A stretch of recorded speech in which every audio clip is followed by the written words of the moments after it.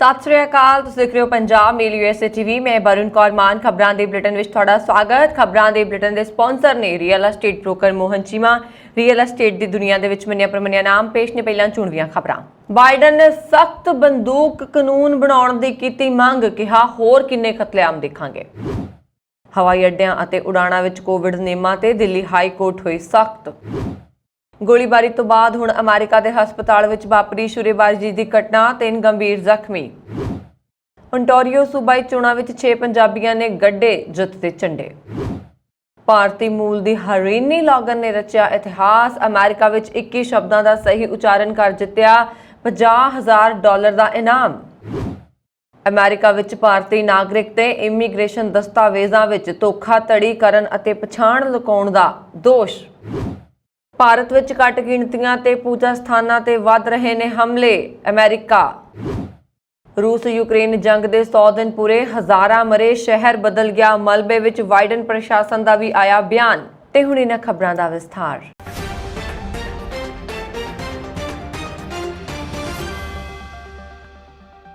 America के राष्ट्रपति जो बाइडन ने वीरवार रात राष्ट्र को संबोधन करते हुए संसद को बंदूक कंट्रोल की दिशा में प्रभावशाली कदम चुकने की अपील की।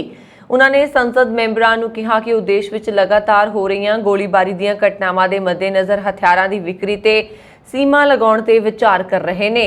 व्हाइट हाउस में दिते अपने संबोधन में बाइडन ने कांग्रेस ते सख्त बंदूक कानून बनाउण लई दबाव पाउण की कोशिश की, क्योंकि पिछले हमलिਆਂ तो बाद अजिहियां कोशिशां असफल हो गईयां सन। उन्होंने कहा कि आखिर असीं होर किन्ना कतलेआम देखना चाहुंदे हां। जानकारी होवे कि पिछले हफ्ते टैक्सास के ओवाल दे विच एक प्राइमरी स्कूल विच हुई गोलीबारी विच 18 साला हमलावर ने 19 विद्यार्थियों ते 2 अध्यापकों का गोली मार के कतल कर दिता। उत्थों बुधवार ओकलाहोमा दे तुलसा विच एक बंदूकधारी ने हस्पताल विच 4 लोगों को गोली मारन तो बाद अपने आप नूं गोली मार लई। इस तो पहलां 14 मई नूं न्यूयॉर्क के बफेलो विच एक 18 साला गोरे हमलावर ने एक सुपरमार्केट विच गोलीबारी कर दित्ती सी, जिस विच 10 लोगों की मौत हो गई सी ते 3 होर जख्मी हो गए सन। अधिकारियों ने इस घटना को नस्ली हमला दस्या है। बाइडन के संबोधन को अमेरिका के लगभग सारे प्रमुख न्यूज़ चैनलों द्वारा प्रसारित किया गया सी। व्हाइट हाउस ने कहा कि राष्ट्रपति गोलीबारी दी दुखदायी घटनावां ते राष्ट्र को संबोधन करनगे ते कांग्रेस को बंदूक हिंसा की महामारी को रोकण लई कानून पास करने की मांग करनगे, जो हर रोज़ लोगों को मार रही है। राष्ट्रपति के संबोधन तो पहला प्रैस सकत्तर कैरन जीन प्यारे ने कहा कि कुछ दिन पहला ओवाल के तुलसा ते बफेलो विच जिहड़ी घटना वापरी उसनूं देखते हुए बाइडन बंदूक हिंसा की महामारी को रोकण लई सख्त कदम चुकण की जरूरत को दोहराउणगे।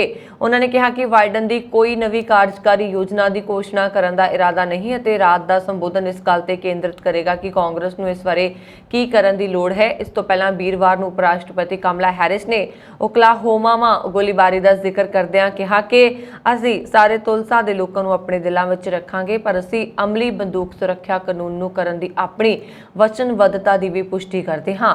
हैरिस ने कहा कि कोई होर बहाना नहीं चलेगा। हमदर्दी और प्रार्थनावां महत्वपूर्ण हैं, पर काफ़ी नहीं हैं। सानू इस दिशा में ठोस कदम चुकण लई कांग्रेस के सहयोग की लोड़ है। कोरोना के खतरे को घट करने के मकसद नाल दिल्ली हाई कोर्ट ने हवाई अड्डियां ते उड़ाणां विच कोविड संबंधी सावधानियां की सख्ती नाल पालना करने का आदेश दिता है। अदालत ने यह भी कहा कि जेकर कोई नियमां की पालना नहीं करता तो उसनूं हवाई अड्डे या जहाज़ तो बाहर कर देना चाहिए है। दिल्ली हाई कोर्ट के कार्यकारी चीफ जस्टिस बिपन सांघी के बेंच ने हवाई सफर दौरान कोविड नियमों की उलंघना संबंधी पाए जनहित पटीशन से सुनवाई करदिआं उक्त आदेश दिता। अदालत ने यह भी कहा कि जो लोग हवाई अड्डे ते जहाज़ विच मास्क नहीं पाउंदे उन्हां ते भारी जुर्माना लगाया जाना चाहिए है। अदालत ने हवाबाजी खेत्र की नेमबद्ध संस्था नूं DGCA नूं इस संबंधी वक्रे तौर पर दिशा निर्देश जारी करने अते उन्होंने हवाई अड्डे ते तैनात अधिकारियों, जहाज़ विच मौजूद स्टाफ, कैप्टन अते सारे संबंधित अधिकारियों नूं भेजण नूं कहा। नाल ही कहा कि जो मुसाफर प्रोटोकॉल की उलंघना करन उन्हां नूं नो फ्लाई सूची विच पाया जावे। ਅਮਰੀਕਾ ਦੇ ਦੱਖਣੀ ਕੈਲੀਫੋਰਨੀਆ ਵਿੱਚ ਸ਼ੁੱਕਰਵਾਰ ਨੂੰ ਇੱਕ ਵਿਅਕਤੀ ਨੇ ਹਸਪਤਾਲ ਦੇ ਐਮਰਜੈਂਸੀ ਰੂਮ ਵਿੱਚ 3 ਲੋਕਾਂ ਉੱਤੇ ਚਾਕੂ ਨਾਲ ਹਮਲਾ ਕਰਕੇ ਉਹਨਾਂ ਨੂੰ ਗੰਭੀਰ ਰੂਪ ਵਿੱਚ ਜ਼ਖਮੀ ਕਰ ਦਿੱਤਾ। ਇੱਕ ਪੁਲਿਸ ਅਧਿਕਾਰੀ ਨੇ ਇਹ ਜਾਣਕਾਰੀ ਦਿੱਤੀ। ਲਾਸ ਏਂਜਲਸ ਪੁਲਿਸ ਵਿਭਾਗ ਦੇ ਅਧਿਕਾਰੀ ਡਰੈਕ ਮੈਡੀਸਨ ਅਨੁਸਾਰ ਹਮਲਾਵਰ ਸ਼ਾਮ 4 ਵਜੇ ਤੋਂ ਕੁਝ ਹੀ ਸਮਾਂ ਪਹਿਲਾਂ ਸੈਨ ਫਰਨਾਂਡੋ ਵੈਲੀ ਸਥਿਤ ਐਨਸੀਨੋ ਹਸਪਤਾਲ ਮੈਡੀਕਲ ਸਟੋਰ ਵਿੱਚ ਪਹੁੰਚਿਆ। ਉਹਨਾਂ ਨੇ ਕਿਹਾ ਕਿ ਹਮਲਾਵਰ ਨੇ ਘੱਟੋ-ਘੱਟ 2 ਜਾਂ 3 ਮੈਡੀਕਲ ਕਰਮਚਾਰੀਆਂ ਤੇ ਚਾਕੂ ਨਾਲ ਹਮਲਾ ਕੀਤਾ ਅਤੇ ਫਿਰ ਲਗਭਗ 1 ਘੰਟੇ ਤੱਕ ਹਸਪਤਾਲ ਦੇ ਅੰਦਰ ਰਿਹਾ। ਫਾਇਰ ਅਧਿਕਾਰੀਆਂ ਮੁਤਾਬਕ 3 ਪੀੜਤਾਂ ਨੂੰ ਗੰਭੀਰ ਹਾਲਤ ਵਿੱਚ ਟਰਾਮਾ ਸੈਂਟਰ ਲਿਜਾਇਆ ਗਿਆ। ਮੈਡੀਸਨ ਨੇ ਕਿਹਾ ਉਹ ਹਸਪਤਾਲ ਤੋਂ ਭੱਜ ਨਹੀਂ ਰਿਹਾ। ਅਜਿਹਾ ਲੱਗਦਾ ਹੈ ਕਿ ਉਹ ਕਿਸੇ ਹਿੱਸੇ ਵਿੱਚ ਲੁਕਿਆ ਹੋਇਆ ਹੈ ਅਤੇ ਅਧਿਕਾਰੀ ਉਸ ਨਾਲ ਗੱਲ ਕਰਨ ਦੀ ਕੋਸ਼ਿਸ਼ ਕਰ ਰਹੇ ਨੇ। ਇਸ ਤੋਂ 2 ਦਿਨ ਪਹਿਲਾਂ ਹੀ ਇੱਕ ਬੰਦੂਕਧਾਰੀ ਨੇ ਓਕਲਾਹੋਮਾ ਦੇ ਤੁਲਸਾ ਵਿੱਚ ਇੱਕ ਹਸਪਤਾਲ 'ਚ 4 ਲੋਕਾਂ ਦੀ ਹੱਤਿਆ ਕਰਨ ਤੋਂ ਬਾਅਦ ਆਪਣੇ ਆਪ ਨੂੰ ਗੋਲੀ ਮਾਰ ਕੇ ਖੁਦਕੁਸ਼ੀ ਕਰ ਲਈ ਸੀ। ਕੈਨੇਡਾ ਵਿੱਚ ਓਨਟਾਰੀਓ ਸੂਬਾਈ ਵਿਧਾਨ ਸਭਾ ਲਈ ਵੀਰਵਾਰ ਨੂੰ ਹੋਈਆਂ ਚੋਣਾਂ ਵਿੱਚ 6 ਪੰਜਾਬੀਆਂ ਨੇ ਜਿੱਤ ਹਾਸਲ ਕੀਤੀ ਹੈ। ਸਾਰੇ ਜੇਤੂ ਸੱਤਾਧਾਰੀ ਪ੍ਰੋਗਰੈਸਿਵ ਕੰਜ਼ਰਵੇਟਿਵ ਪਾਰਟੀ ਦੇ ਨੇ, ਜਿਸ ਨੇ 124 ਮੈਂਬਰੀ ਸੂਬਾਈ ਸੰਸਦ ਵਿੱਚ 80 ਸੀਟਾਂ ਜਿੱਤ ਕੇ ਆਪਣਾ ਬਹੁਮਤ ਬਰਕਰਾਰ ਰੱਖਿਆ ਹੈ।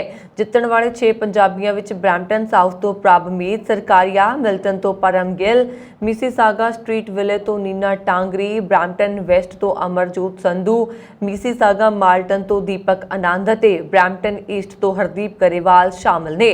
4 ਸਾਲ ਪਹਿਲਾਂ ਓਨਟਾਰੀਓ ਵਿੱਚ ਪਹਿਲੇ ਦਸਤਾਰਧਾਰੀ ਸਿੱਖ ਕੈਬਨਿਟ ਮੰਤਰੀ ਬਣੇ 31 ਸਾਲਾ ਪ੍ਰਭਮੀਤ ਸਰਕਾਰੀਆ ਨੇ ਬ੍ਰੈਂਪਟਨ ਸਾਊਥ ਤੋਂ ਆਪਣੀ ਸੀਟ ਬਰਕਰਾਰ ਰੱਖੀ ਹੈ। ਉਹ ਪ੍ਰੀਮੀਅਰ ਡਗ ਫੋਰਡ ਦੇ ਮੰਤਰੀ ਮੰਡਲ ਵਿੱਚ ਖਜ਼ਾਨਾ ਬੋਰਡ ਦੇ ਪ੍ਰਧਾਨ ਸਨ। ਸਰਕਾਰੀਆ ਦਾ ਪਰਿਵਾਰ 1980 ਵਿੱਚ ਅੰਮ੍ਰਿਤਸਰ ਤੋਂ ਕੈਨੇਡਾ ਆ ਗਿਆ ਸੀ। 48 ਸਾਲਾ ਪਰਮ ਗਿੱਲ, ਜੋ ਮੋਗਾ ਦੇ ਰਹਿਣ ਵਾਲੇ ਹਨ, ਨੂੰ ਟੋਰਾਂਟੋ ਦੇ ਬਾਹਰੀ ਇਲਾਕੇ ਮਿਲਟਨ ਤੋਂ ਦੁਬਾਰਾ ਚੁਣਿਆ ਗਿਆ ਹੈ। ਨੀਨਾ ਟਾਂਗਰੀ, ਜੋ ਕਿ ਓਨਟਾਰੀਓ ਦੀ ਸਮਾਲ ਬਿਜ਼ਨਸ ਅਤੇ ਰੈੱਡ ਟੇਪ ਰਿਡਕਸ਼ਨ ਦੀ ਐਸੋਸੀਏਟ ਮੰਤਰੀ ਨੇ, ਵੀ ਮਿਸੀਸਾਗਾ ਸਟਰੀਟਸ ਵਿਲੇ ਤੋਂ ਮੁੜ ਚੁਣੀ ਗਈ ਹੈ। ਨੀਨਾ ਦਾ ਪਰਿਵਾਰ ਜਲੰਧਰ ਦਾ ਰਹਿਣ ਵਾਲਾ ਹੈ। ਸੱਤਾਧਾਰੀ ਪੀਸੀ ਦੇ ਅਮਰਜੋਤ ਸੰਧੂ ਨੇ ਵੀ ਬ੍ਰੈਂਪਟਨ ਵੈਸਟ ਤੋਂ ਆਪਣੀ ਸੀਟ ਬਰਕਰਾਰ ਰੱਖੀ ਅਤੇ ਮਿਸੀਸਾਗਾ ਮਾਲਟਨ ਤੋਂ ਦੀਪਕ ਆਨੰਦ ਚੁਣੇ ਗਏ। ਇਹ ਦੋਵੇਂ ਪੰਜਾਬ ਤੋਂ ਆਏ ਨੇ। ਹਾਲਾਂਕਿ ਫੈਡਰਲ ਨਿਊ ਡੈਮੋਕ੍ਰੈਟਿਕ ਪਾਰਟੀ ਦੇ ਆਗੂ ਜਗਮੀਤ ਸਿੰਘ ਦੇ ਭਰਾ ਗੁਰਰਤਨ ਸਿੰਘ ਬ੍ਰੈਂਪਟਨ ਈਸਟ ਵਿੱਚ ਸੱਤਾਧਾਰੀ ਪੀਸੀ ਦੇ ਹਰਦੀਪ ਗਰੇਵਾਲ ਤੋਂ ਆਪਣੀ ਸੀਟ ਹਾਰ ਗਏ। ਇਸ ਤੋਂ ਇਲਾਵਾ 2 ਮੌਜੂਦਾ ਵਿਧਾਇਕ ਸਾਰਾ ਸਿੰਘ ਅਤੇ ਹਰਿੰਦਰ ਮੱਲੀ ਕ੍ਰਮਵਾਰ ਬ੍ਰੈਂਪਟਨ ਸੈਂਟਰਲ ਅਤੇ ਬ੍ਰੈਂਪਟਨ ਨਾਰਥ ਤੋਂ ਹਾਰ ਗਏ ਨੇ। ਇਸ ਵਾਰ 22 ਇੰਡੋ ਕੈਨੇਡੀਅਨ ਉਮੀਦਵਾਰ ਮੈਦਾਨ ਵਿੱਚ ਸਨ। 7 ਨਿਊ ਡੈਮੋਕ੍ਰੈਟਿਕ ਪਾਰਟੀ ਅਤੇ ਲਿਬਰਲ ਪਾਰਟੀ, 5 ਸੱਤਾਧਾਰੀ ਪ੍ਰੋਗਰੈਸਿਵ ਕੰਜ਼ਰਵੇਟਿਵ ਪਾਰਟੀ ਤੋਂ 3 ਗ੍ਰੀਨ ਪਾਰਟੀ ਦੇ ਉਮੀਦਵਾਰ ਸਨ। 2018 ਦੀਆਂ ਪਿਛਲੀਆਂ ਚੋਣਾਂ ਵਿੱਚ 7 ਇੰਡੋ ਕੈਨੇਡੀਅਨ ਸੂਬਾਈ ਸੰਸਦ ਲਈ ਚੁਣੇ ਗਏ ਸਨ। ਅਮਰੀਕਾ ਵਿੱਚ ਉਦੋਂ ਇਤਿਹਾਸ ਰਚਿਆ ਗਿਆ ਜਦੋਂ 13 ਸਾਲਾ ਭਾਰਤੀ ਮੂਲ ਦੀ ਅਮਰੀਕੀ ਵਿਦਿਆਰਥਣ ਹਰੀਨੀ ਲੌਗਨ ਨੇ 2022 ਸਕ੍ਰਿਪਸ ਨੈਸ਼ਨਲ ਸਪੈਲਿੰਗ ਬੀ ਵਿੱਚ ਆਪਣੇ ਪਹਿਲੇ ਸਪੈਲ ਆਫ ਮੁਕਾਬਲੇ ਵਿੱਚ ਖਿਤਾਬ ਜਿੱਤਿਆ।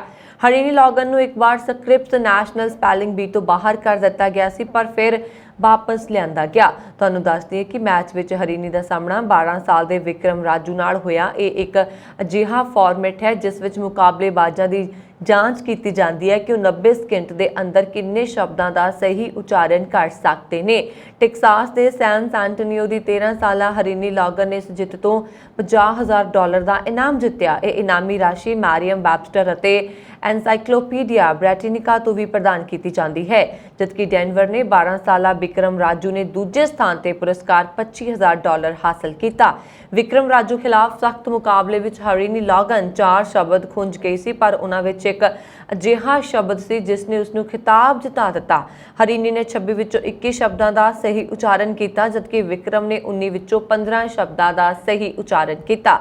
ਉਹਨਾਂ ਨੇ ਮੁਕਾਬਲੇ ਵਿੱਚ ਚੋਟੀ ਦੇ ਸਥਾਨਾਂ ਦਾ ਦਾਅਵਾ ਕੀਤਾ, ਜਿਸ ਵਿੱਚ 94 ਸਾਲਾਨਾ ਸਕ੍ਰਿਪਸ ਨੈਸ਼ਨਲ ਸਪੈਲਿੰਗ ਬੀ ਲਈ ਪੂਰੇ ਸੰਯੁਕਤ ਰਾਜ ਤੋਂ 7 ਤੋਂ 15 ਸਾਲ ਦੀ ਉਮਰ ਦੇ ਸਪੈਲਰ ਸਨ। ਇਸ ਸਾਲ ਦਾ ਮੁਕਾਬਲਾ ਨੈਸ਼ਨਲ ਹਾਰਬਰ ਮੈਰੀਲੈਂਡ ਵਿੱਚ ਆਯੋਜਿਤ ਕੀਤਾ ਗਿਆ। ਪਹਿਲੇ ਟ੍ਰਾਇਲ ਬ੍ਰੇਕਰ ਵਿੱਚ ਹਰੇਕ ਪ੍ਰਤੀਯੋਗੀ ਕੋਲ ਵੱਧ ਤੋਂ ਵੱਧ ਸ਼ਬਦ ਨੂੰ ਸਹੀ ਢੰਗ ਨਾਲ ਸਪੈਲ ਕਰਨ ਲਈ 90 ਸਕਿੰਟ ਦਾ ਸਮਾਂ ਸੀ। ਦੋਵਾਂ ਕੋਲ ਇਹ ਦਰਸਾਉਣ ਲਈ ਪੜ੍ਹੇ ਗਏ ਸ਼ਬਦਾਂ ਦੀ ਇੱਕੋ ਜਿਹੀ ਸੂਚੀ ਸੀ ਕਿ ਉਹ ਅਗਲੇ ਸ਼ਬਦ ਤੇ ਜਾਣ ਲਈ ਤਿਆਰ ਸਨ।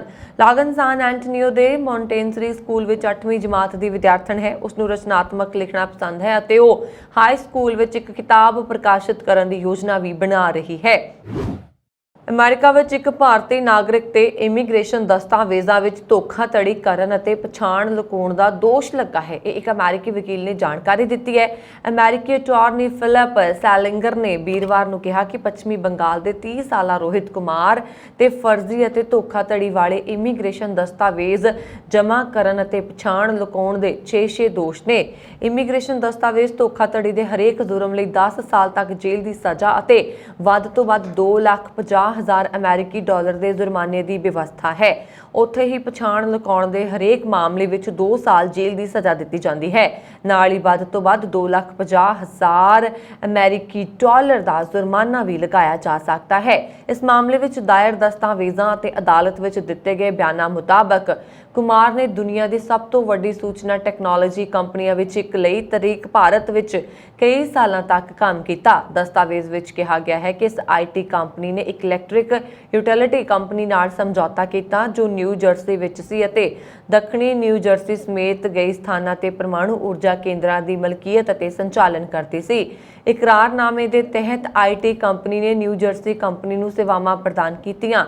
ਇਨ੍ਹਾਂ ਸੇਵਾਵਾਂ ਵਿੱਚ ਵਿਸ਼ੇਸ਼ ਕਿੱਤਿਆਂ ਵਿੱਚ ਕੰਮ ਕਰਨ ਵਾਲੇ ਭਾਰਤ ਤੋਂ ਵਿਦੇਸ਼ੀ ਨਾਗਰਿਕ ਕਾਮਿਆਂ ਦੀ ਸਪਲਾਈ ਵੀ ਸ਼ਾਮਲ ਹੈ। ਕੁਮਾਰ ਨੇ H1B ਵੀਜ਼ਾ ਪ੍ਰੋਗਰਾਮ ਤਹਿਤ ਭਾਰਤੀ ਨਾਗਰਿਕਾਂ ਨੂੰ ਅਮਰੀਕਾ ਵਿੱਚ ਦਾਖਲ ਹੋਣ ਅਤੇ ਫਿਰ ਨਿਊ ਜਰਸੀ ਦੀ ਇੱਕ ਕੰਪਨੀ ਵਿੱਚ ਕੰਮ ਦੀ ਵਿਵਸਥਾ ਕਰਨ ਵਿੱਚ ਇਹਨਾਂ ਦੀ ਮਦਦ ਕੀਤੀ। ਇਹਨਾਂ ਵਿੱਚੋਂ ਕੁਝ ਦੱਖਣੀ ਨਿਊ ਜਰਸੀ ਵਿੱਚ ਇੱਕ ਪਰਮਾਣੂ ਪਾਵਰ ਪਲਾਂਟ ਵਿੱਚ ਤਾਇਨਾਤ ਸਨ, ਜਦੋਂ ਕਿ ਹੋਰ ਵਿਦੇਸ਼ੀ ਕਾਮੇ ਨਿਊ ਜਰਸੀ ਅਤੇ ਉਸ ਦੇ ਆਲੇ-ਦੁਆਲੇ ਦੇ ਸਥਾਨਾਂ ਤੇ ਤਾਇਨਾਤ ਸਨ। ਅਮਰੀਕਾ ਦੇ ਵਿਦੇਸ਼ ਮੰਤਰੀ ਟੋਨੀ ਬਲਿੰਕਨ ਨੇ ਕਿਹਾ ਹੈ ਕਿ ਭਾਰਤ ਵਿੱਚ ਘੱਟ ਗਿਣਤੀ ਲੋਕਾਂ ਅਤੇ ਧਾਰਮਿਕ ਸਥਾਨਾਂ ਤੇ ਹਮਲੇ ਵੱਧ ਰਹੇ ਨੇ। ਉਹਨਾਂ ਨਾਲ ਹੀ ਪ੍ਰਤੀਬੱਧਤਾ ਪ੍ਰਗਟ ਕਰਦਿਆਂ ਕਿਹਾ ਕਿ ਅਮਰੀਕਾ ਦੁਨੀਆ ਭਰ ਵਿੱਚ ਧਾਰਮਿਕ ਆਜ਼ਾਦੀ ਲਈ ਖੜਾ ਰਹੇਗਾ। ਬਲਿੰਕਨ ਨੇ ਵੀ ਕਿਹਾ ਕਿ ਪਾਕਿਸਤਾਨ, ਅਫਗਾਨਿਸਤਾਨ ਅਤੇ ਚੀਨ ਵਰਗੇ ਏਸ਼ੀਆਈ ਦੇਸ਼ਾਂ ਵਿੱਚ ਘੱਟ ਗਿਣਤੀ ਭਾਈਚਾਰਿਆਂ ਅਤੇ ਔਰਤਾਂ ਨੂੰ ਨਿਸ਼ਾਨਾ ਬਣਾਇਆ ਜਾ ਰਿਹਾ ਹੈ। ਬਲਿੰਕਨ ਨੇ ਸਾਲਾਨਾ ਅੰਤਰਰਾਸ਼ਟਰੀ ਧਾਰਮਿਕ ਆਜ਼ਾਦੀ ਰਿਪੋਰਟ ਜਾਰੀ ਕਰਨ ਸਮੇਂ ਪੱਤਰਕਾਰਾਂ ਨੂੰ ਕਿਹਾ, ਅਸੀਂ ਧਾਰਮਿਕ ਆਜ਼ਾਦੀ ਨੂੰ ਅੱਗੇ ਵਧਾਉਣ ਲਈ ਹੋਰਨਾਂ ਦੇਸ਼ਾਂ, ਬਹੁਪੱਖੀ ਸੰਗਠਨਾਂ ਅਤੇ ਨਾਗਰਿਕ ਸਮਾਜ ਨਾਲ ਕੰਮ ਕਰਦੇ ਰਹਾਂਗੇ ਅਤੇ ਇਸ ਕੜੀ ਤਹਿਤ ਅਗਲੇ ਮਹੀਨੇ ਬਰਤਾਨੀਆ ਵਿੱਚ ਮੰਤਰੀ ਪੱਧਰੀ ਸੰਮੇਲਨ ਵੀ ਜਾਰੀ ਜਾਵੇਗਾ। ਉਹਨਾਂ ਨੇ ਕਿਹਾ ਕਿ ਅਸੀਂ ਇਹ ਯਕੀਨੀ ਬਣਾਉਣਾ ਚਾਹੁੰਦੇ ਹਾਂ ਕਿ ਸਾਰੇ ਲੋਕਾਂ ਨੂੰ ਆਪਣੀ ਅਧਿਆਤਮਕ ਪਰੰਪਰਾ ਨੂੰ ਅਪਣਾਉਣ ਦੀ ਆਜ਼ਾਦੀ ਹੋਵੇ ਜੋ ਧਰਤੀ ਤੇ ਉਹਨਾਂ ਲਈ ਬਹੁਤ ਮਾਇਨੇ ਰੱਖਦੀ ਹੈ। ਬਲਿੰਕਨ ਨੇ ਉਦਾਹਰਨ ਦਿੰਦਿਆਂ ਕਿਹਾ ਕਿ ਭਾਰਤ ਦੁਨੀਆ ਦਾ ਸਭ ਤੋਂ ਵੱਡਾ ਲੋਕਤੰਤਰ ਅਤੇ ਧਰਮਾਂ ਦੀ ਇੱਕ ਵੱਡੀ ਵਿਭਿੰਨਤਾ ਦਾ ਘਰ ਹੈ, ਜਿੱਥੇ ਘੱਟ ਗਿਣਤੀ ਲੋਕਾਂ ਤੇ ਪੂਜਾ ਸਥਾਨਾਂ ਤੇ ਵੱਧਦੇ ਹਮਲੇ ਦੇਖਣ ਨੂੰ ਮਿਲ ਰਹੇ ਹਨ। ਭਾਰਤ ਨੇ ਧਾਰਮਿਕ ਆਜ਼ਾਦੀ ਬਾਰੇ ਅਮਰੀਕੀ ਵਿਦੇਸ਼ ਵਿਭਾਗ ਦੀ ਰਿਪੋਰਟ ਵਿੱਚ ਆਪਣੀ ਆਲੋਚਨਾ ਨੂੰ ਰੱਦ ਕਰਦਿਆਂ ਕਿਹਾ ਕਿ ਇਹ ਮੰਦਭਾਗਾ ਹੈ ਕਿ ਅੰਤਰਰਾਸ਼ਟਰੀ ਸੰਬੰਧਾਂ ਵਿੱਚ ਵੋਟ ਬੈਂਕ ਦੀ ਰਾਜਨੀਤੀ ਕੀਤੀ ਜਾ ਰਹੀ ਹੈ। ਵਿਦੇਸ਼ ਮੰਤਰਾਲੇ ਦੇ ਬੁਲਾਰੇ ਅਰਿੰਦਮ ਬਾਗਚੀ ਨੇ ਕਿਹਾ ਕਿ ਰਿਪੋਰਟ ਵਿੱਚ ਭਾਰਤ ਬਾਰੇ ਨਿਰੀਖਣ ਪ੍ਰੇਰਿਤ ਜਾਣਕਾਰੀ ਅਤੇ ਪੱਖਪਾਤੀ ਵਿਚਾਰਾਂ ਤੇ ਆਧਾਰਿਤ ਹੈ। ਸ਼ੁੱਕਰਵਾਰ ਨੂੰ ਯੂਕਰੇਨ ਵਿੱਚ ਰੂਸ ਦੇ ਹਮਲੇ ਦਾ 100ਵਾਂ ਦਿਨ ਹੋ ਗਿਆ ਅਤੇ ਹੁਣ ਤੱਕ ਯੁੱਧ ਦੇ ਅੰਤ ਦਾ ਕੋਈ ਸੰਕੇਤ ਨਹੀਂ ਹੈ। ਇਸ ਯੁੱਧ ਵਿੱਚ ਹਜ਼ਾਰਾਂ ਲੋਕ ਮਾਰੇ ਗਏ ਨੇ, ਲੱਖਾਂ ਲੋਕ ਬੇਘਰ ਹੋ ਗਏ ਨੇ ਅਤੇ ਸ਼ਹਿਰ ਮਲਬੇ ਵਿੱਚ ਸਿਮਟ ਗਏ ਨੇ। ਰੂਸ ਰਾਜਧਾਨੀ ਕੀਵ ਨੂੰ ਬਰਬਾਦੀ ਦੇ ਕੰਢੇ ਤੋਂ ਲਿਆਉਣ ਤੋਂ ਬਾਅਦ ਪੂਰਬ ਅਤੇ ਦੱਖਣ ਤੇ ਦਬਾਅ ਬਣਾ ਰਿਹਾ। ਤਾਜ਼ਾ ਯੁੱਧ ਵਿੱਚ ਰੂਸੀ ਫੌਜ ਨੇ ਯੂਕਰੇਨ ਦੇ 20% ਖੇਤਰ ਤੇ ਕਬਜ਼ਾ ਕਰ ਲਿਆ ਹੈ ਅਤੇ ਯੂਕਰੇਨ ਦੀ ਫੌਜ ਲਗਭਗ 1000 ਕਿਲੋਮੀਟਰ ਦੀ ਲੰਬਾਈ ਦੇ ਖੇਤਰ ਵਿੱਚ ਨਾਲ ਲੜ ਰਹੀ ਹੈ। ਇਹ ਜਾਣਕਾਰੀ ਯੂਕਰੇਨ ਦੇ ਰਾਸ਼ਟਰਪਤੀ ਜ਼ੈਲੈਂਸਕੀ ਨੇ ਵੀਡੀਓ ਲਿੰਕ ਰਾਹੀਂ ਲਕਸਮਬਰਗ ਦੀ ਸੰਸਦ ਨੂੰ ਸੰਬੋਧਨ ਕਰਦਿਆਂ ਦਿੱਤੀ। ਰੂਸ ਤੋਂ ਬਚਾਅ ਲਈ ਅਮਰੀਕਾ, ਬ੍ਰਿਟੇਨ ਅਤੇ ਜਰਮਨੀ ਨੇ ਯੂਕਰੇਨ ਦੀ ਮਦਦ ਲਈ ਹੱਥ ਵਧਾਏ ਨੇ। ਬ੍ਰਿਟੇਨ ਨੇ ਵੀ ਯੂਕਰੇਨ ਨੂੰ ਮੱਧਮ ਦੂਰੀ ਦਾ ਰਾਕੇਟ ਸਿਸਟਮ ਦੇਣ ਦਾ ਫੈਸਲਾ ਕੀਤਾ। ਬ੍ਰਿਟੇਨ M270 ਲਾਂਚਰ ਯੂਕਰੇਨ ਨੂੰ ਦੇਗਾ ਜੋ 80 ਕਿਲੋਮੀਟਰ ਤੱਕ ਰਾਕੇਟ ਹਮਲੇ ਕਰਨ ਤੇ ਸਮਰੱਥ ਹੈ। ਅਮਰੀਕਾ ਤੇ ਜਰਮਨੀ ਤੋਂ ਬਾਅਦ ਹਾਲ ਹੀ ਦੇ ਦਿਨਾਂ ਵਿੱਚ ਬ੍ਰਿਟੇਨ ਤੀਜਾ ਦੇਸ਼ ਹੈ ਜਿਸ ਨੇ ਯੂਕਰੇਨ ਨੂੰ ਹਥਿਆਰਾਂ ਦੀ ਵੱਡੀ ਸਪਲਾਈ ਦਾ ਐਲਾਨ ਕੀਤਾ ਹੈ। ਯੂਕਰੇਨ ਦੀ ਮਦਦ ਲਈ ਅੱਗੇ ਆਏ ਰੂਸ ਨੇ ਯੂਕਰੇਨ ਨੂੰ ਆਧੁਨਿਕ ਹਥਿਆਰਾਂ ਦੀ ਸਪਲਾਈ ਕਰਨ ਦੇ ਅਮਰੀਕੀ ਫੈਸਲੇ ਦੀ ਸਖਤ ਨਿੰਦਾ ਕੀਤੀ ਹੈ। ਨਾਲ ਹੀ ਇਨ੍ਹਾਂ ਹਥਿਆਰਾਂ ਨੂੰ ਫਰੰਟ ਤੇ ਤਾਇਨਾਤ ਕਰਨ ਤੋਂ ਪਹਿਲਾਂ ਹੀ ਯੂਕਰੇਨ ਵਿੱਚ ਨਿਸ਼ਾਨਾ ਬਣਾਉਣ ਦਾ ਫੈਸਲਾ ਕੀਤਾ ਗਿਆ ਹੈ। ਫੈਸਲੇ ਦੇ ਹਿੱਸੇ ਵਜੋਂ ਰੂਸੀ ਬਲਾਂ ਨੇ ਬੁੱਧਵਾਰ ਰਾਤ ਨੂੰ ਪੋਲਿਸ਼ ਸਰਹੱਦ ਨੇੜੇ ਲਵੀਵ ਖੇਤਰ ਵਿੱਚ 2 ਰੇਲਵੇ ਸਟੇਸ਼ਨਾਂ ਤੇ ਮਿਜ਼ਾਈਲਾਂ ਦਾਗੀਆਂ। ਪੱਛਮੀ ਦੇਸ਼ਾਂ ਦੇ ਜ਼ਿਆਦਾਤਰ ਹਥਿਆਰ ਪੋਲੈਂਡ ਰਾਹੀਂ ਯੂਕਰੇਨ ਆਉਂਦੇ ਨੇ। ਇਸ ਦੌਰਾਨ ਰੂਸੀ ਬਲ ਡੋਨਬਾਸ ਦੇ ਸਭ ਤੋਂ ਵੱਡੇ ਸ਼ਹਿਰ ਸਵੈਰਡੋਨੇਸਕ ਤੇ ਕਬਜ਼ਾ ਕਰਨ ਦੇ ਨੇੜੇ ਆ ਗਏ ਨੇ। ਉੱਥੇ ਯੂਕਰੇਨ ਦੀ ਫੌਜ ਸਖਤ ਲੜਾਈ ਲੜ ਰਹੀ ਹੈ ਪਰ ਪਿੱਛੇ ਹਟਣ ਲਈ ਮਜਬੂਰ ਹੈ। ਅਮਰੀਕੀ ਰਾਸ਼ਟਰਪਤੀ ਜੋ ਬਾਈਡਨ ਦੇ $700 ਮਿਲੀਅਨ ਦੀ ਫੌਜੀ ਸਹਾਇਤਾ ਦੇ ਤਾਜ਼ਾ ਐਲਾਨ ਤੋਂ ਬਾਅਦ ਰੂਸ ਨੇ ਕਿਹਾ ਕਿ ਅਮਰੀਕਾ ਯੂਕਰੇਨ ਯੁੱਧ ਨੂੰ ਭੜਕਾ ਰਿਹਾ। ਆਧੁਨਿਕ ਹਥਿਆਰਾਂ ਦੀ ਮਦਦ ਨਾਲ ਹਾਲਾਤ ਹੋਰ ਵਿਗੜ ਜਾਣਗੇ। ਅਮਰੀਕਾ ਨੇ ਯੂਕਰੇਨ ਨੂੰ 80 ਕਿਲੋਮੀਟਰ ਦੀ ਰੇਂਜ ਵਾਲਾ ਰਾਕਟ ਸਿਸਟਮ ਦੇਣ ਦਾ ਐਲਾਨ ਕੀਤਾ। ਸੰਭਾਵਤ ਤੌਰ ਤੇ ਇਸ ਹਫ਼ਤੇ ਯੂਕਰੇਨ ਪਹੁੰਚ ਜਾਣਗੇ। ਯੂਕਰੇਨ ਦੇ ਰਾਸ਼ਟਰਪਤੀ ਜ਼ੈਲੈਂਸਕੀ ਨੇ ਇਸ ਮਦਦ ਲਈ ਧੰਨਵਾਦ ਪ੍ਰਗਟਾਇਆ। ਇਸ ਦੇ ਨਾਲ ਹੀ ਇਸ ਸਪਲਾਈ ਵਿੱਚ ਤੇਜ਼ੀ ਲਿਆਉਣ ਦੀ ਲੋੜ ਹੈ। ਬਾਈਡਨ ਪ੍ਰਸ਼ਾਸਨ ਨੇ ਕਿਹਾ ਹੈ ਕਿ ਯੂਕਰੇਨ ਨੇ ਵਾਅਦਾ ਕੀਤਾ ਹੈ ਕਿ ਰੂਸੀ ਸ਼ਹਿਰਾਂ ਤੇ ਹਮਲਾ ਕਰਨ ਲਈ ਅਮਰੀਕੀ ਹਥਿਆਰਾਂ ਦੀ ਵਰਤੋਂ ਨਹੀਂ ਕੀਤੀ ਜਾਏਗੀ। ਇਨ੍ਹਾਂ ਹਥਿਆਰਾਂ ਦੀ ਵਰਤੋਂ ਜੰਗ ਦੇ ਮੋਰਚੇ ਤੇ ਰੂਸੀ ਫੌਜ ਦਾ ਮੁਕਾਬਲਾ ਕਰਨ ਲਈ ਕੀਤੀ ਜਾਏਗੀ। ਰੂਸੀ ਰਾਸ਼ਟਰਪਤੀ ਦੇ ਕ੍ਰੈਮਲਿਨ ਦਫ਼ਤਰ ਦੇ ਬੁਲਾਰੇ ਦਮਿਤਰੀ ਨੇ ਕਿਹਾ ਹੈ ਕਿ ਪੱਛਮੀ ਹਥਿਆਰਾਂ ਦਾ ਯੂਕਰੇਨ ਵਿੱਚ ਚੱਲ ਰਹੀ ਰੂਸੀ ਫੌਜ ਨੂੰ ਕਾਰਵਾਈ ਪ੍ਰਭਾਵਿਤ ਨਹੀਂ ਕੀਤਾ ਜਾਏਗਾ। ਇਹ ਕਾਰਵਾਈ ਆਪਣੇ ਉਦੇਸ਼ ਦੀ ਪ੍ਰਾਪਤੀ ਤੋਂ ਬਾਅਦ ਹੀ ਰੁਕੇਗੀ, ਪਰ ਵਿਦੇਸ਼ੀ ਹਥਿਆਰਾਂ ਦੇ ਆਉਣ ਨਾਲ ਲੜਾਈ ਵਧੇਗੀ ਅਤੇ ਯੂਕਰੇਨ ਨੂੰ ਹੋਰ ਨੁਕਸਾਨ ਹੋਏਗਾ। ਬੁਲਾਰੇ ਨੇ ਇਹ ਗੱਲ ਯੂਕਰੇਨ ਨੂੰ ਹੈਲਪ ਫਾਇਰ ਮਿਜ਼ਾਈਲ ਨਾਲ ਲੈਸ MQ-1C ਗ੍ਰੇ ਈਗਲ ਡਰੋਨ ਦੇਣ ਦੀ ਯੋਜਨਾ ਤੇ ਪੁੱਛੇ ਗਏ ਸਵਾਲ ਦੇ ਜਵਾਬ ਵਿੱਚ ਕਹੀ। ਇਸ ਡਰੋਨ ਨੂੰ ਇਸ ਦੀ ਰਿਮੋਟ ਸ਼ੂਟਿੰਗ ਅਤੇ ਇਸ ਦੀਆਂ ਹੋਰ ਵਿਸ਼ੇਸ਼ਤਾਵਾਂ ਕਾਰਨ ਸਕਾਈ ਵਾਰੀਅਰ ਵੀ ਕਿਹਾ ਜਾਂਦਾ ਹੈ। ਬੰਬਈ ਅੰਤਰਰਾਸ਼ਟਰੀ ਹਵਾਈ ਅੱਡੇ ਤੇ ਯੁਗਾਂਡਾ ਦੇ ਇੱਕ ਔਰਤ ਨੂੰ 49 ਕੈਪਸੂਲ ਵਿੱਚ 535 ਗ੍ਰਾਮ ਹੈਰੋਇਨ ਅਤੇ 15 ਕੈਪਸੂਲ ਵਿੱਚ 175 ਗ੍ਰਾਮ ਨਸ਼ੀਲੇ ਪਦਾਰਥਾਂ ਸਮੇਤ ਕਾਬੂ ਕੀਤਾ ਗਿਆ। ਨਾਰਕੋਟਿਕਸ ਕੰਟਰੋਲ ਬਿਊਰੋ ਯਾਨੀ ਕਿ NCB ਦੇ ਇੱਕ ਅਧਿਕਾਰੀ ਨੇ ਸ਼ੁੱਕਰਵਾਰ ਨੂੰ ਇਹ ਜਾਣਕਾਰੀ ਦਿੱਤੀ। ਉਹਨਾਂ ਨੇ ਦੱਸਿਆ ਹੈ ਕਿ ਗੈਰ ਕਾਨੂੰਨੀ ਬਾਜ਼ਾਰ ਵਿੱਚ 3 ਕਰੋੜ ਰੁਪਏ ਦੀ ਕੀਮਤ ਦੇ ਨਸ਼ੀਲੇ ਪਦਾਰਥ ਔਰਤ ਨੇ ਸਰੀਰ ਵਿੱਚ ਲੁਕਾਏ ਸਨ। ਉਹਨਾਂ ਨੂੰ ਸਰੀਰ ਤੋਂ ਬਾਹਰ ਕੱਢਣ ਲਈ ਔਰਤ ਨੂੰ ਭਾਏਖਾਲਾ ਦੇ ਸਰਕਾਰੀ JJ ਹਸਪਤਾਲ ਵਿੱਚ ਦਾਖਲ ਕਰਵਾਇਆ ਗਿਆ। ਉਹਨਾਂ ਨੇ ਦੱਸਿਆ ਕਿ ਯੁਗਾਂਡਾ ਤੋਂ ਇੱਕ ਸ਼ੱਕੀ ਔਰਤ ਦੇ ਬੰਬਈ ਆਉਣ ਦੀ ਖਾਸ ਸੂਚਨਾ ਦੇ ਆਧਾਰ ਤੇ 28 ਮਈ ਨੂੰ ਸ਼ੁਰੂ ਕੀਤੇ ਗਏ ਆਪਰੇਸ਼ਨ ਦੇ ਤਹਿਤ ਉਸ ਨੂੰ ਗ੍ਰਿਫਤਾਰ ਕੀਤਾ ਗਿਆ ਸੀ। ਅਧਿਕਾਰੀ ਨੇ ਕਿਹਾ ਔਰਤ ਦਾ ਪਤਾ ਲਗਾਉਣ ਤੋਂ ਬਾਅਦ ਜਾਂਚ ਦੌਰਾਨ ਉਸ ਦੇ ਸਮਾਨ ਵਿੱਚ ਕੁਝ ਵੀ ਸ਼ੱਕੀ ਨਹੀਂ ਮਿਲਿਆ। ਬਰੀਕੀ ਨਾਲ ਜਾਂਚ ਕਰਨ ਦੇ ਪਤਾ ਲੱਗਾ ਕਿ ਉਹ ਆਪਣੇ ਸਰੀਰ ਵਿੱਚ ਨਸ਼ੀਲੇ ਪਦਾਰਥ ਲੁਕੋ ਕੇ ਲਿਜਾ ਰਹੀ ਸੀ। ਉਹਨਾਂ ਨੇ ਕਿਹਾ ਬਾਰ-ਬਾਰ ਪੁੱਛਗਿੱਛ ਕਰਨ ਤੇ ਔਰਤ ਨੇ ਮੰਨਿਆ ਕਿ ਉਸ ਦੇ ਸਰੀਰ 'ਚ ਵੱਖ-ਵੱਖ ਤਰ੍ਹਾਂ ਦੀਆਂ ਚਿਪਕਣ ਵਾਲੀਆਂ ਟੇਪਾਂ ਦੀ ਵਰਤੋਂ ਕਰਕੇ 11 ਕੈਪਸੂਲ ਛਿਪਾਏ ਗਏ ਨੇ। 110 ਗ੍ਰਾਮ ਹੈਰੋਇਨ ਵੱਲ ਘੱਟੋ-ਘੱਟ 10 ਕੈਪਸੂਲ ਕੱਢੇ ਗਏ ਅਤੇ ਬਾਕੀਆਂ ਨੂੰ ਕੱਢਣ ਲਈ JJ ਹਸਪਤਾਲ ਵਿੱਚ ਦਾਖਲ ਕਰਵਾਇਆ ਗਿਆ। NCB ਅਧਿਕਾਰੀ ਨੇ ਦੱਸਿਆ ਕਿ 28 ਮਈ ਤੋਂ 5 ਜੂਨ ਦਰਮਿਆਨ ਕੁੱਲ 54 ਕੈਪਸੂਲ ਕੱਢੇ ਗਏ, ਜਿਨ੍ਹਾਂ 'ਚੋਂ 425 ਗ੍ਰਾਮ ਹੈਰੋਇਨ ਦੇ ਕੈਪਸੂਲ, 175 ਗ੍ਰਾਮ ਕੋਕੀਨ ਵਾਲੇ 15 ਕੈਪਸੂਲ ਸ਼ਾਮਲ ਸਨ, ਜਿਸ ਨਾਲ ਉਸਦੇ ਸਰੀਰ 'ਚੋਂ ਕੱਢੇ ਗਏ ਕੈਪਸੂਲ ਦੀ ਕੁੱਲ ਗਿਣਤੀ 64 ਹੋ ਗਈ ਹੈ। ਉਹਨਾਂ ਨੇ ਦੱਸਿਆ ਕਿ ਫਿਲਹਾਲ ਔਰਤ ਨੂੰ ਹਸਪਤਾਲ ਤੋਂ ਛੁੱਟੀ ਦੇ ਦਿੱਤੀ ਗਈ ਹੈ। ਔਰਤ ਨੂੰ ਤਸਕਰੀ ਰੈਕੇਟ ਜਿਸ ਦਾ ਉਹ ਹਿੱਸਾ ਹੈ ਉਸ ਦੀ ਜਾਂਚ ਲਈ NCB ਦਫ਼ਤਰ ਲਿਆਂਦਾ ਜਾਏਗਾ। ਡਗ ਫੋਰਡਮਨ ਦੁਨੀਆ ਵਿੱਚ ਮੰਕੀ-ਪੌਕਸ ਦੇ ਮਰੀਜ਼ਾਂ ਦੀ ਗਿਣਤੀ 600 ਦੇ ਨੇੜੇ ਪੁੱਜਣ ਦਰਮਿਆਨ ਕੈਨੇਡਾ ਦੇ ਤੀਜੇ ਸੂਬੇ ਵਿੱਚ ਮੰਕੀ-ਪੌਕਸ ਦਾ ਮਰੀਜ਼ ਸਾਹਮਣੇ ਆ ਗਿਆ। ਐਲਬਰਟਾ ਦੀ ਮੁੱਖ ਸਿਹਤ ਅਫਸਰ ਡਾਕਟਰ ਡੀਨਾ ਹਿੰਸ਼ਾਹ ਨੇ ਪਹਿਲੇ ਮਰੀਜ਼ ਦੀ ਪੁਸ਼ਟੀ ਕਰ ਦਿੱਤੀ। ਉਹਨਾਂ ਨੇ ਦੱਸਿਆ ਕਿ ਐਲਬਰਟਾ ਵਾਲਾ ਮਰੀਜ਼ ਸੂਬੇ ਤੋਂ ਬਾਹਰ ਮੌਜੂਦ ਵਾਇਰਸ ਤੋਂ ਪੀੜਤ ਸ਼ਖਸ ਦੇ ਸੰਪਰਕ ਵਿੱਚ ਆਇਆ ਸੀ ਅਤੇ ਇਕੱਲਾ ਮਾਮਲਾ ਹੀ ਮਹਿਸੂਸ ਹੋ ਰਿਹਾ ਸੀ। ਯੂਰੋਪੀਅਨ ਯੂਨੀਅਨ ਨੇ ਕਿਹਾ ਹੈ ਕਿ ਉਸਨੇ ਯੂਕਰੇਨ ਵਿੱਚ ਅਤਿਆਚਾਰਾਂ ਨਾਲ ਜੁੜੇ ਰੂਸੀ ਫੌਜੀ ਅਧਿਕਾਰੀਆਂ ਨੂੰ ਨਿਸ਼ਾਨਾ ਬਣਾਉਂਦੇ ਹੋਏ ਨਵੀਆਂ ਪਾਬੰਦੀਆਂ ਲਗਾਈਆਂ ਨੇ, ਜਿਨ੍ਹਾਂ ਵਿੱਚ ਬੂਚਾ 'ਚ ਜੰਗ ਅਪਰਾਧ ਅਤੇ ਮਾਰੀਓਪੋਲ ਦੀ ਘੇਰਾਬੰਦੀ ਦੇ ਦੋਸ਼ੀ ਉੱਚ ਅਧਿਕਾਰੀ ਸ਼ਾਮਲ ਨੇ। EU ਨੇ 65 ਲੋਕਾਂ ਦੀ ਜਾਇਦਾਦ ਤੇ ਰੋਕ ਲਗਾ ਦਿੱਤੀ ਹੈ ਅਤੇ ਉਹਨਾਂ ਦੀ ਯਾਤਰਾ ਤੇ ਵੀ ਪਾਬੰਦੀ ਲਗਾ ਦਿੱਤੀ ਹੈ। ਯੂਰੋਪੀਅਨ ਯੂਨੀਅਨ ਸਾਲ 2014 ਤੋਂ ਯੂਕਰੇਨ ਵਿੱਚ ਰੂਸੀ ਕਾਰਵਾਈ ਨੂੰ ਲੈ ਕੇ ਰਾਸ਼ਟਰਪਤੀ ਵਲਾਦੀਮੀਰ ਪੁਤਿਨ, ਕ੍ਰੈਮਲਿਨ ਸਮਰਥਿਤ ਵਰਗਾਂ ਤੇ ਹੋਰ ਚੋਟੀ ਦੇ ਅਧਿਕਾਰੀਆਂ ਸਮੇਤ ਲਗਭਗ ਹੋਰ ਲੋਕਾਂ ਨੂੰ ਨਿਸ਼ਾਨਾ ਬਣਾ ਚੁੱਕਿਆ ਹੈ। ਅਦਾਲਤ ਨੇ ਕਥਿਤ ਚੀਨੀ ਵੀਜ਼ਾ ਘੁਟਾਲੇ ਦੇ ਮਾਮਲੇ ਵਿੱਚ ਐਨਫੋਰਸਮੈਂਟ ਡਾਇਰੈਕਟੋਰੇਟ ਵੱਲੋਂ ਦਰਜ ਕੇਸ ਵਿੱਚ ਕਾਂਗਰਸ ਦੇ ਸੰਸਦ ਮੈਂਬਰ ਕਾਰਤੀ ਚਿਦੰਬਰਮ ਦੀ ਅਰਜ਼ੀ ਤੇ ਪੇਸ਼ਗੀ ਜ਼ਮਾਨਤ ਦੇਣ ਤੋਂ ਇਨਕਾਰ ਕਰ ਦਿੱਤਾ।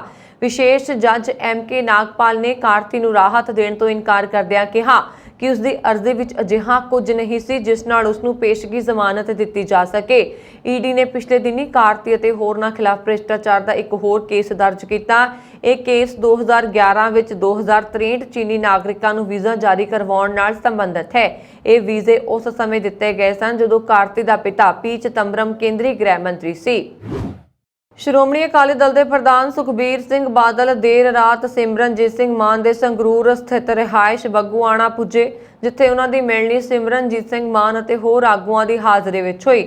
ਭਾਵੇਂ ਮਿਲਣੀ ਦੇ ਵੇਰਵੇ ਜਨਤਕ ਨਹੀਂ ਕੀਤੇ ਗਏ, ਪਰ ਇਸ ਨੂੰ ਸੰਗਰੂਰ ਜ਼ਿਮਨੀ ਚੋਣ ਨਾਲ ਜੋੜ ਕੇ ਦੇਖਿਆ ਜਾ ਸਕਦਾ ਹੈ। ਸੰਭਾਵਨਾਵਾਂ ਨੇ ਕਿ ਜਲਦੀ ਹੀ ਦੋਵੇਂ ਆਗੂ ਕੋਈ ਸੰਗਰੂਰ ਜ਼ਿਮਨੀ ਚੋਣ ਸੰਬੰਧੀ ਕੋਈ ਵੱਡਾ ਐਲਾਨ ਕਰਨਗੇ। ਇਸ ਮੌਕੇ ਸ਼੍ਰੋਮਣੀ ਗੁਰਦੁਆਰਾ ਪ੍ਰਬੰਧਕ ਕਮੇਟੀ ਦੇ ਪ੍ਰਧਾਨ ਐਡਵੋਕੇਟ ਹਰਜਿੰਦਰ ਸਿੰਘ ਧਾਮੀ ਨੇ ਪ੍ਰੈਸ ਨਾਲ ਗੱਲਬਾਤ ਕਰਦਿਆਂ ਇਸ ਮਿਲਣੀ ਨੂੰ ਬੰਦੀ ਸਿੰਘਾਂ ਦੀ ਰਿਹਾਈ ਨੂੰ ਲੈ ਕੇ ਕੀਤੇ ਜਾ ਰਹੇ ਯਤਨਾਂ ਨਾਲ ਜੋੜਿਆ ਗਿਆ ਹੈ। ਅਸੀਂ ਸਿਮਰਨਜੀਤ ਸਿੰਘ ਮਾਨ ਨਾਲ ਮੁਲਾਕਾਤ ਕਰਨ ਆਏ ਸੀ। ਇਸ ਮੌਕੇ ਉਹਨਾਂ ਨਾਲ ਪ੍ਰੇਮ ਸਿੰਘ ਚੰਦੂ ਮਾਨਸਰਾ, ਬਲਵਿੰਦਰ ਸਿੰਘ ਭੁੰਦੜ ਆਦਿ ਵੀ ਸ਼ਾਮਲ ਸਨ। ਮੀਟਿੰਗ ਤੋਂ ਬਾਅਦ ਪੱਤਰਕਾਰਾਂ ਨਾਲ ਗੱਲਬਾਤ ਕਰਦਿਆਂ ਸਿਮਰਨਜੀਤ ਸਿੰਘ ਮਾਨ ਨੇ ਕਿਹਾ ਕਿ ਇਹ ਮੀਟਿੰਗ ਪੰਥਕ ਮੁੱਦਿਆਂ ਤੇ ਆਪਸੀ ਇਕੱਤਰਤਾ ਅਤੇ ਕੌਮੀ ਮਸਲਿਆਂ ਦੇ ਹੱਲ ਲਈ ਕੇਂਦਰ ਸਰਕਾਰ ਤੱਕ ਪਹੁੰਚ ਕਰਨ ਲਈ ਕੀਤੀ ਗਈ ਹੈ, ਕਿਉਂਕਿ ਪਿਛਲੇ ਮਹੀਨੇ ਕੀਤੀ ਗਈ ਸਰਬ ਪਾਰਟੀ ਮੀਟਿੰਗ ਦੇ ਵਿੱਚ ਇਹਨਾਂ ਮਸਲਿਆਂ ਬਾਰੇ ਵਿਚਾਰ ਚਰਚਾ ਕੀਤੀ ਗਈ ਸੀ। ਲੋਕ ਸਭਾ ਚੋਣਾਂ ਦੇ ਸਮਰਥਨ ਬਾਰੇ ਉਹਨਾਂ ਨੇ ਕਿਹਾ ਕਿ ਜੇਕਰ ਕੌਮ ਨੂੰ ਦਰਪੇਸ਼ ਸਭ ਮਸਲਿਆਂ ਪ੍ਰਤੀ ਅਕਾਲੀ ਦਲ ਬਾਦਲ ਵਾਲੇ ਗੰਭੀਰਤਾ ਨਾਲ ਵਿਚਾਰ ਕਰਦੇ ਤਾਂ ਉਹ ਅਤੇ ਉਹਨਾਂ ਦੀ ਪਾਰਟੀ ਇਸ ਬਾਰੇ ਵਿਚਾਰ ਕਰ ਸਕਦੇ ਨੇ। ਸ੍ਰੀ ਅਕਾਲ ਤਖਤ ਸਾਹਿਬ ਦੇ ਜਥੇਦਾਰ ਸਾਹਿਬ ਗਿਆਨੀ ਹਰਪ੍ਰੀਤ ਸਿੰਘ ਨੂੰ ਕੇਂਦਰ ਸਰਕਾਰ ਵੱਲੋਂ ਜੈਡ ਸੁਰੱਖਿਆ ਮੁਹੱਈਆ ਕਰਵਾਉਣ ਤੇ ਜਥੇਦਾਰ ਨੇ ਕੇਂਦਰ ਸਰਕਾਰ ਦਾ ਧੰਨਵਾਦ ਕੀਤਾ। ਉਹਨਾਂ ਨੇ ਕਿਹਾ ਕਿ ਕੇਂਦਰ ਸਰਕਾਰ ਨੇ ਸ੍ਰੀ ਅਕਾਲ ਤਖਤ ਸਾਹਿਬ ਦੇ ਸਤਿਕਾਰ ਵਜੋਂ ਜੋ ਉਹਨਾਂ ਲਈ ਜੈਡ ਸੁਰੱਖਿਆ ਮੁਹੱਈਆ ਕਰਵਾਉਣ ਦਾ ਫੈਸਲਾ ਲਿਆ, ਉਸ ਲਈ ਉਹ ਕੇਂਦਰ ਸਰਕਾਰ ਦਾ ਧੰਨਵਾਦ ਕਰਦੇ ਨੇ। ਪਰ ਪੰਜਾਬ ਅਤੇ ਪੰਜਾਬ ਤੋਂ ਬਾਹਰ ਜਾਂ ਵਿਦੇਸ਼ਾਂ ਵਿੱਚ ਸੰਗਤਾਂ ਨਾਲ ਵਿਚਾਰ ਅਤੇ ਧਰਮ ਦੇ ਪ੍ਰਚਾਰ ਪ੍ਰਸਾਰ ਸਮੇਂ ਜੈਡ ਸੁਰੱਖਿਆ ਰੱਖਣਾ ਵਾਜਬ ਨਹੀਂ।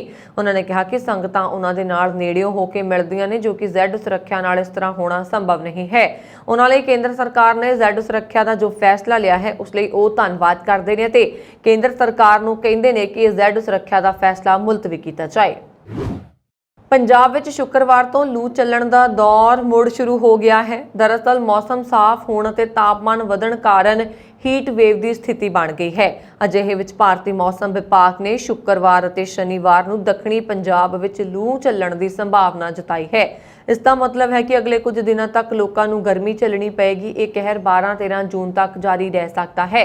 ਇਸ ਤੋਂ ਪਹਿਲਾਂ ਵੀਰਵਾਰ ਨੂੰ ਵੀ ਗਰਮੀ ਦਾ ਕਹਿਰ ਜ਼ੋਰਦਾਰ ਰਿਹਾ, ਜਿਸ ਕਾਰਨ ਹਾਲ ਬੇਹਾਲ ਬਣਿਆ ਰਿਹਾ। ਵੀਰਵਾਰ ਨੂੰ ਪੰਜਾਬ ਵਿੱਚ ਸਭ ਤੋਂ ਵੱਧ ਤਾਪਮਾਨ ਬਠਿੰਡਾ 'ਚ 44.8 ਡਿਗਰੀ ਸੈਲਸੀਅਸ ਤੱਕ ਦਰਜ ਕੀਤਾ ਗਿਆ। ਦੂਜੇ ਪਾਸੇ ਪੰਜਾਬ ਵਿੱਚ ਹਵਾ ਗੁਣਵੱਤਾ ਸੂਚਕ ਅੰਕ ਤਸੱਲੀ ਬਖਸ਼ ਤੋਂ ਦਰਮਿਆਨੇ ਸ਼੍ਰੇਣੀ ਵਿੱਚ ਹੈ। ਇਹ ਸਨ ਹੁਣ ਤੱਕ ਦੀਆਂ ਖਬਰਾਂ। ਮੈਨੂੰ ਬਰੁਣ ਕੌਰ ਮਾਨ ਨੂੰ ਦਿਓ ਆਗਿਆ। ਹੋਰ ਖਬਰਾਂ ਦੇ ਲਈ ਸਾਡਾ YouTube ਚੈਨਲ ਪੰਜਾਬ ਮੇਲ ਯੂਨੀਵਰਸਿਟੀ ਵੀ ਜ਼ਰੂਰ ਸਬਸਕ੍ਰਾਈਬ ਕਰੋ। ਸਤਿ ਸ਼੍ਰੀ ਅਕਾਲ।